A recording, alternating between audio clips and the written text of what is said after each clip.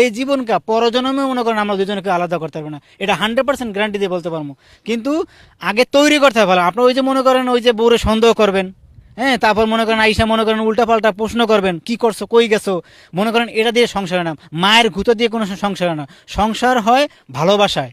ঠিক আছে, আমি আমার বউরে জিজ্ঞেস তো কোনোদিন হাত তুলছি নাকি, আমার বউরে কোনো সময় কোনো ফাউল প্রশ্ন করছে কিনা, কিন্তু আমার বউ কখনো ঘর থেকে বের হয় না। আমি থুইয়া শুটিংয়ে যাই, হেই কত তেপান্তর, 5 দিনের আউটে 10 দিনের আউটে বান্দা যদি প্রমাণ করতে পারেন কেউ একদিন আমার বউরে ঘর থেকে বের করতে পারছেন, তাইলে আমি মনে করেন মিডিয়া জগৎ ছেড়ে দেবো।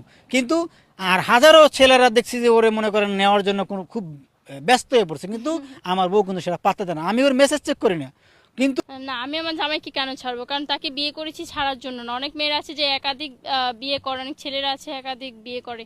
বাট আমার কথা হচ্ছে, বাঁচলে ওর সাথে বাঁচবো, মরলে ওর সাথে মরবো। আর আমার হাজব্যান্ড আমাকে অনেক ভালোবাসে, যে ভালোবাসা কোনো মনে হয় না যে হাজব্যান্ড ওয়াইফকে দিতে পারে। প্লাস হচ্ছে আমার হাজব্যান্ড আমাকে অনেক বুঝে, অনেক। আর আমাকে এত সুন্দর করে সে গড়ে তুলতেছে। এই যে আজকে আমি এখানে দাঁড়িয়ে আছি, কেন দাঁড়িয়ে আছি? আমার হাজব্যান্ডের জন্য। তার অনেক অবদান, আর সে খুবই ভালো মানুষ।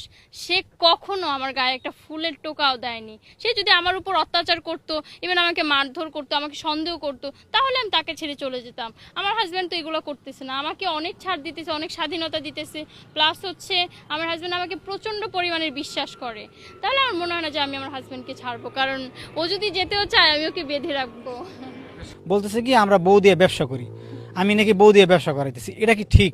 ও একটা জব করতেছে, মিডিয়া জব করা কি খারাপ? এই যে টিকটক কে না বানায় এখন, ফেসবুক রিলস কে না বানায়, এটা বানাইতেছে শখ মানুষের। এটা দিয়ে কি টাকা আসে? কয় টাকা আসে? কি ওটা দিয়ে কয় টাকা কামাইতে পারে সেটা? ও একটা চাকরি করে, মিডিয়া, ও একটা নায়িকা বর্তমানে, মিউজিক ভিডিও করে, নাটক করে, এদিক থেকে ইনকাম আছে না? তো এটা কি ব্যবসা হইলো? বউ দিয়ে ব্যবসা হইলো? শোনেন, বর্তমান সময়ে চলতে হইলে টাকার প্রয়োজন, আর একজন দিয়ে কিছুই হয় না। আমি কয় টাকা পাবো, সেটা দিয়ে কি হবে? বর্তমান বাজার মূল্য, ঘর ভাড়া, আপনার আসলে কে কি বললো এটা আমি কানেই নেই না। মাঝে মাঝে ওর কাছে খারাপ লাগে। কারণ হচ্ছে আমি আসলে ভিডিও যে আপলোড করি অতটুকুই শেষ। এমন না যে আমার ওইটা দিয়ে হচ্ছে ইনকাম করে খেতে হবে। কারণ আমার হচ্ছে মিডিয়ায় কাজ থাকে, প্লাস হচ্ছে আমি আমার নানান কাজে বিজি থাকি। তো আমার যে ফেসবুকে ইনকাম দিয়ে খেতে হবে এরকম কোনো কথা নেই। আমি যেইটা করি সেটা হচ্ছে শখে করি।